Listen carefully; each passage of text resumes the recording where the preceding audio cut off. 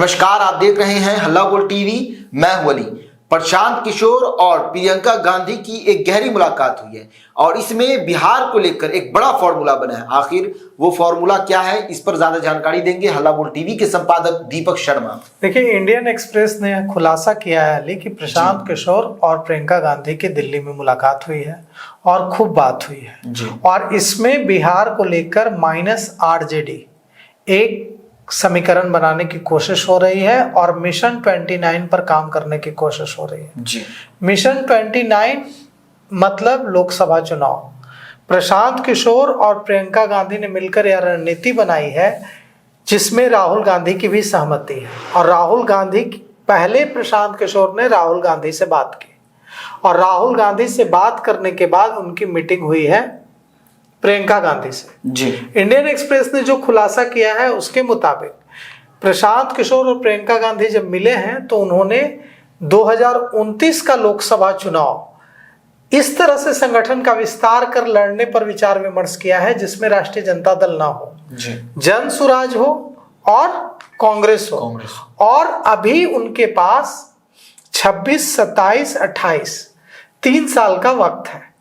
3 सालों में प्रशांत किशोर चाहते हैं कि अभी से ही जन सुराज और कांग्रेस उस समय जाकर जब चुनाव आ जाए तब चुनावी गठबंधन नहीं करे, अभी ही कांग्रेस RJD से अलग होने का ऐलान करते हैं और बिहार में जन सुराज और कांग्रेस मिलकर काम करना शुरू करते हैं, संगठन बनाना शुरू करते हैं और 3 सालों में एक ऐसा बिहार के स्तर पर संगठन खड़ा कर लिया जाए जिसको RJD की जरूरत ना हो। वो RJD को की जो विपक्ष की जगह है उसको ले ले, तेजस्वी यादव से उनका सब कुछ छीन ले और तेजस्वी यादव के पास विपक्ष सिर्फ विधानसभा में विपक्ष के नेता रहे, सड़क पर लोगों के बीच संगठन के मामले में पूरी तरह से एक लोकसभा चुनाव से पहले इतना बड़ा संगठन जिलों जिलों में प्रखंडों में कांग्रेस और जनसुराज मिलकर खड़ा कर ले कि उस संगठन के आगे राजद का संगठन बौना साबित हो। क्योंकि तेजस्वी यादव ने यही धमकी दी थी जब तेजस्वी यादव कोर्ट में पेशी के लिए दिल्ली गए थे।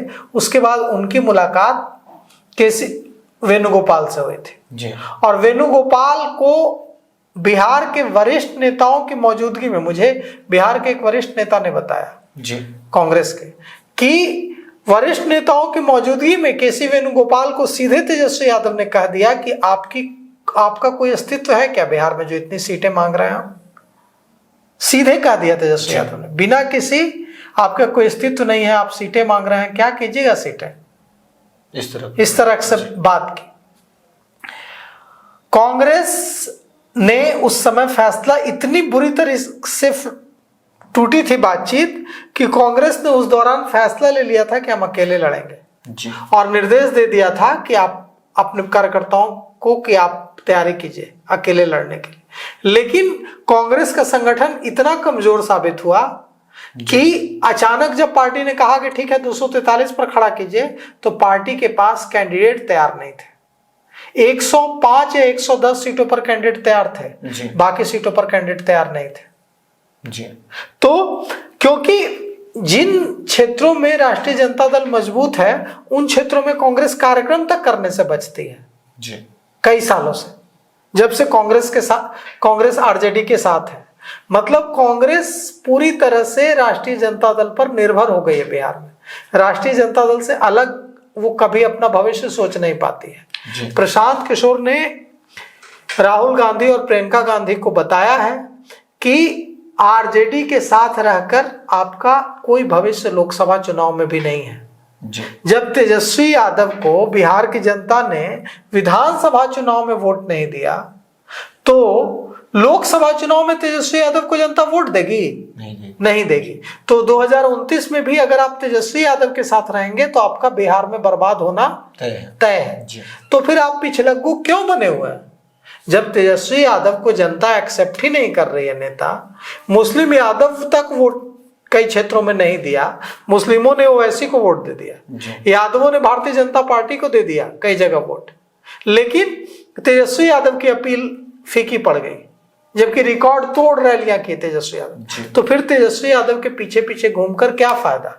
और जो फॉर्मूला, जिस फॉर्मूले, अभी बात फाइनल नहीं हुई है, लेकिन जिस फॉर्मूले पर बात आगे बढ़ रही है वो फॉर्मूला यह है कि चुनावी गठबंधन नहीं करके सांगठनिक गठबंधन किया जाए, जन सुराज और कांग्रेस एक दूसरे के साथ करे। और अभी से ही तैयारी इसकी शुरू कर दी। कहा उन्होंने कि हम अभी से प्रेस कॉन्फ्रेंस करके प्रशांत किशोर ने प्रपोजल दिया है राहुल गांधी और प्रियंका गांधी को कि अभी से हम इस पर काम शुरू करेंगे। हम लोग अभी से अलायंस का ऐलान करेंगे और पूरे बिहार के प्रखंड प्रखंड पंचायत पंचायत में अपना संगठन खड़ा करेंगे। और 2029 का लोकसभा चुनाव जन सुराज और कांग्रेस मिलकर यहां लड़ेगी। और अब 3 साल का वक्त है, अभी से ऐसा संगठन बना लेंगे पंचायत पंचायत में, प्रखंड प्रखंड में, कि हमको आरजेडी की जरूरत ही नहीं पड़ेगी। और खबर यह है कि प्रियंका गांधी इज इम्प्रेस्ड। राहुल गांधी से बात हुई प्रशांत किशोर के, प्रशांत किशोर ही ने कांटेक्ट किया, राहुल गांधी ने कांटेक्ट नहीं किया, प्रशांत किशोर ने राहुल गांधी से कांटेक्ट किया। और उसके बाद राहुल गांधी ने कहा कि ठीक है हम इस पर विचार करेंगे। उसके बाद उन्होंने विचार किया और कहा कि ठीक है हम लोग आगे बात करते हैं। उसके बाद प्रियंका गांधी के साथ उनकी मीटिंग कराई गई कि आप ब्लूप्रिंट बनाइए दोनों मिलकर के, और दोनों ने मिलकर के ब्लूप्रिंट बनाने की दिशा में आगे कदम रखा है। तो यह खबर भारतीय जनता पार्टी के लिए जितनी बुरी है उससे ज्यादा भारतीय जनता पार्टी और जनता दल यूनाइटेड के लिए जितनी कान खड़े करने वाली है कि प्रशांत किशोर और राहुल गांधी, प्रियंका गांधी मिलकर बिहार को लेकर प्लान बना रहे हैं, उससे ज्यादा बड़ी बुरी खबर है तेजस्वी यादव के लिए है। क्योंकि अगर ऐसा होता है तो तेजस्वी यादव जो अभी विपक्ष के रूप में है वो विपक्ष की भूमिका भी उनकी चली जाएगी। प्रशांत किशोर और कांग्रेस अगर एक साथ आ जाते हैं और अगर कांग्रेस का साथ मिल जाता है, कांग्रेस के पास अभी भी गांव में आप जाएंगे ना, अभी भी लोग हैं जो कि कांग्रेसी हैं। अगर प्रशांत किशोर अपनी स्ट्रैटेजी बनाते हैं और प्रशांत, कांग्रेस का मतदाता सिर्फ इसलिए कांग्रेस के साथ नहीं आता है क्योंकि उसको तेजस्वी यादव से दिक्कत है। कांग्रेस का मतदाता कौन है? कांग्रेस का मतदाता है दलित को तेजस्वी यादव से डर लगता है, तेजस्वी यादव को वोट नहीं देना चाहता। उसको लगता है कि आएगी सरकार तो फिर से जुल्म करेंगे, जैसा कि लालू प्रसाद यादव राबड़ी देवी के काल में हो रहा था।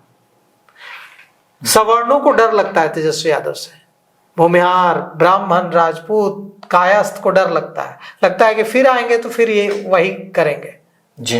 मुसलमान कांग्रेस के साथ आने के लिए तैयार हैं, लेकिन वो तब जबकि दलित और सवर्ण अगर आ गए तो मुसलमान अपने आप आ जाएंगे, क्योंकि मुसलमान उसके साथ जाते हैं जो मजबूत होता है, जिसको लगता है कि अच्छा ये भारतीय जनता पार्टी का मुकाबला कर सकता है, उसके साथ आता है। तो जैसे ही मुसलमान को ये लगेगा कि अच्छा कांग्रेस के पास उसका जो 90 से पहले तक 80 के दशक तक का जो वोट बैंक था वो फिर से कांग्रेस के साथ जा रहा है, दलित और सवर्ण, तो मुसलमान अपने आप साथ आ जाएगा और प्रशांत किशोर और कांग्रेस एक बहुत बड़ी ताकत बिहार में बन जाएगी।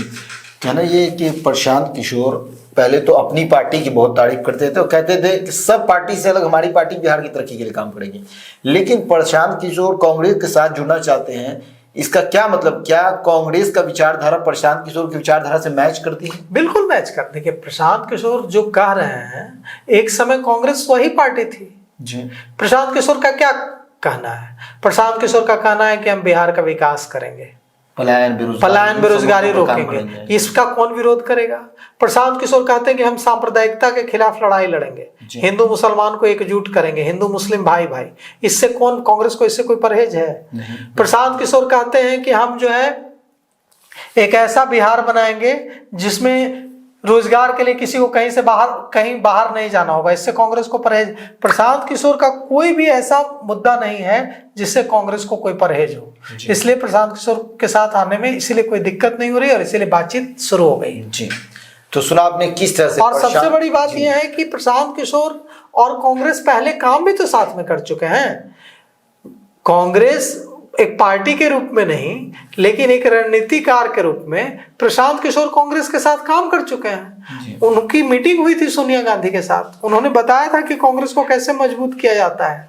किया जा सकता है। इसके बाद सोनिया गांधी ने कहा था कि ठीक है, एक एम्पावर्ड कमेटी बनाते हैं, उसमें आपको रखते हैं और कुछ सीनियर नेताओं को रखते हैं, आप आगे बढ़िए। प्रशांत किशोर ने मना कर दिया। उसके बाद कांग्रेस ने प्रेस कॉन्फ्रेंस की, प्रेस कॉन्फ्रेंस करके कहा कि हमने प्रशांत किशोर को ऑफर दिया कि आप एम्पावर्ड कमेटी में आइए और कांग्रेस को मजबूत कीजिए, उन्होंने मना कर दिया। प्रशांत किशोर ने इसका जवाब इस तरह दिया था कि कांग्रेस जितनी मतलब प्रशांत किशोर को और स्वतंत्रता चाहिए थी कांग्रेस में जी। उनको लग रहा था कि एम्पावर्ड कमेटी में मेंबर रहते हुए वो काम नहीं कर पाएंगे कांग्रेस के अंदर जो करना चाहते हैं। इसके बाद बातचीत यूपी में स्ट्रेटजी का काम दिया गया था, हालांकि बाद में रिश्ते तल्ख हो गए।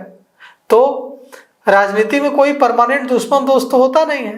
अब प्रशांत किशोर को लग रहा है कि हम अकेले फेल हो गए, अकेले कर नहीं पाए, साथी तो साथी चाहिए, और साथी चुनावी गठबंधन के लिए नहीं चाहिए, संगठन बनाने के लिए चाहिए। तो उन्होंने यह पहल की है जी।